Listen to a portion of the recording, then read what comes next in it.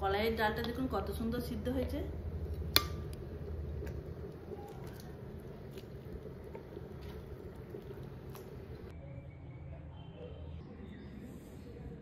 আমাদের সরস্বতী পুজো হয়ে গেল, এরপর বানাবো গোটা সিদ্ধ মানে সিজনি। কি কি লাগছে দেখুন। গোটা সিদ্ধ প্রধান উপকরণ হচ্ছে কলাইয়ের ডাল।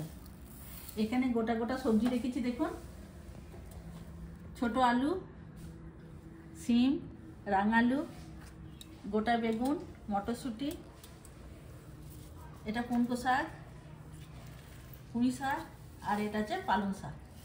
এখানে আছে 5 কলাই ভিজানো। আমার সবজিগুলো সব বাছা হয়ে গেল। আমি এই গোটা সিদ্ধটা কিভাবে বানাই আপনারা দেখতে থাকুন, সাথে থাকুন।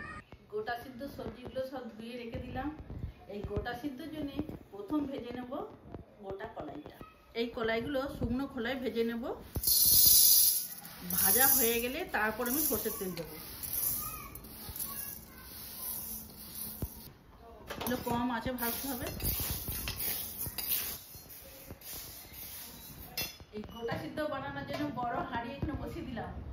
এই হাঁড়ির মধ্যে জল দিয়ে দিলাম, জলটা গরম হচ্ছে। এই কলাইয়ের ডালটা হালকা আঁচে ভাজা হয়ে গেল, এরপর উপর থেকে কাঁচা সরষের তেল দেবো।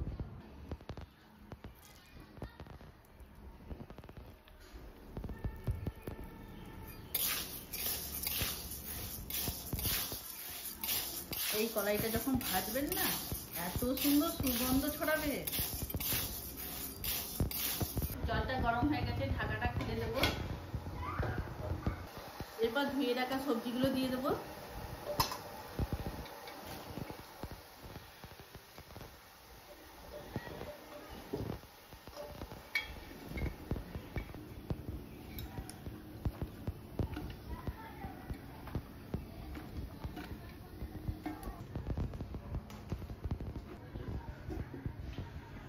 এই সবজির মধ্যে নুন দেবো।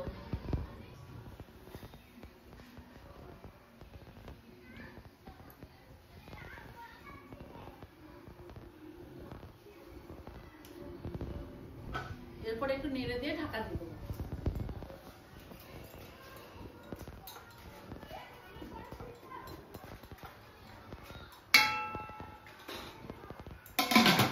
এই কলাইয়ের ডালটা খুব ভালো করে ভাজা হয়ে গেল, এরপর হাঁড়ির মধ্যে দিয়ে দেবো।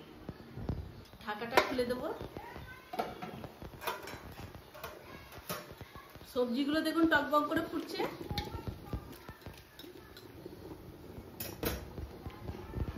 এই কলাইয়ের ডালটা দেওয়ার আগে ভিজিয়ে রাখা 5 কলাইটা দিয়ে দেবো।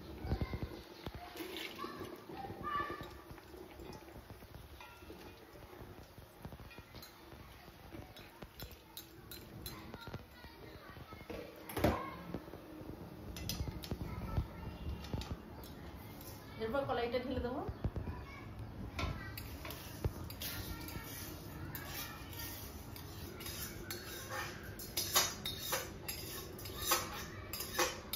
এই হাঁড়ির মধ্যে দেবো 2 চামচ আলু বাটা।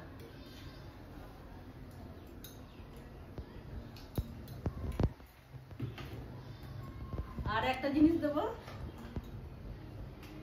1 চামচ জিরে গুঁড়ো। আর কিছু লাগবে না। একটু হাতা করে নেড়ে দেবো। এটা কম আঁচে 1 ঘন্টা হবে।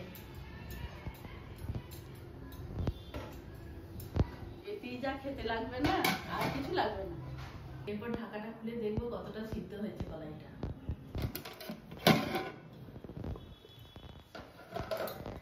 এই কলাইটা কম আঁচে সিদ্ধ করতে হবে।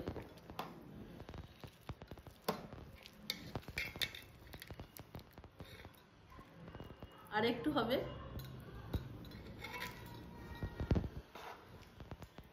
আবার একটু ঢাকা দিয়ে দেবো। এরপর ঢাকাটা খুলে নেব।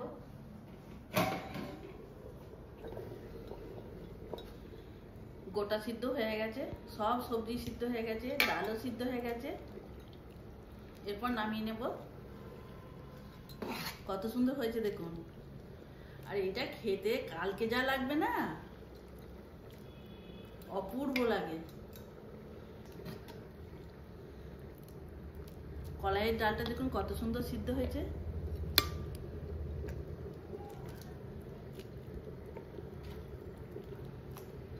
এরপর গ্যাস অফ করে দেবো, দিয়ে ঢাকা দিয়ে রেখে দেবো। এখন এবার গোটা সিদ্ধটা নামিয়ে নেবো, এরপর বাকি রান্নাগুলো সব করবো। কালকে আমাদের রান্না করতে নেই। আজকে আমার গোটা সিদ্ধ সব রান্না হয়ে গেল। গোটা সিদ্ধর সাথে কি কি রান্না হয়েছে দেখুন। কাল আমাদের রান্না করতে নেই। এখানে বানিয়েছি 1 হাঁড়ি ভাত, এখানে গোটা সিদ্ধ,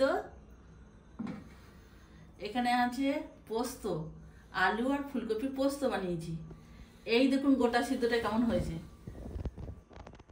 হাঁড়ির মধ্যে আপনাদেরকে তো দেখাতে পাচ্ছি না। আর এখানে আছে সজনে ফুল ভাজা, বেগুন ভাজা, পুনকো শাক ভাজা, আর এখানে আছে খেজুর, টমেটো, কিশমিশের চাটনি।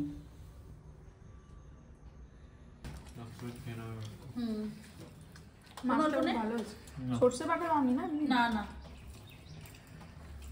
মাছটা ভালো হয়েছে। আদা পেঁয়াজ, হ্যাঁ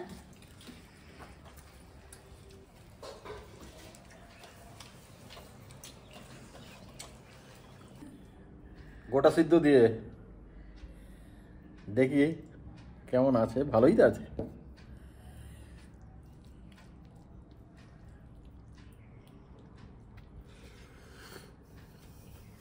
এইগুলো সবই আমাদের কালকে রান্না করে রাখা ছিল।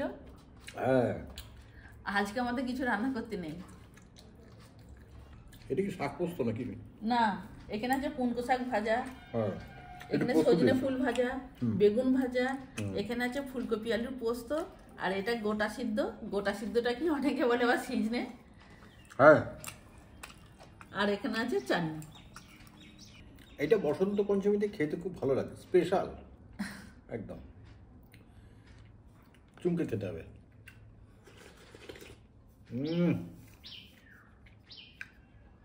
এর যা স্বাদ হয় গো, খুব টেস্টি।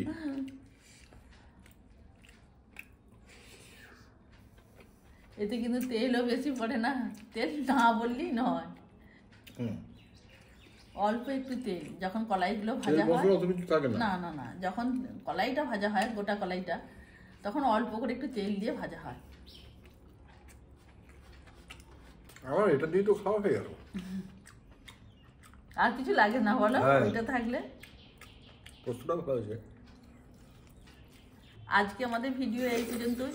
আমার গোটা সিদ্ধ রেসিপি যদি আপনাদের ভালো লাগে, লাইক, শেয়ার, কমেন্টস করবেন। সবাই ভালো থাকবেন। আমাদের ভিডিও আজকে আমরা এখানেই শেষ করে দেবো। ভালো থাকবেন সবাই।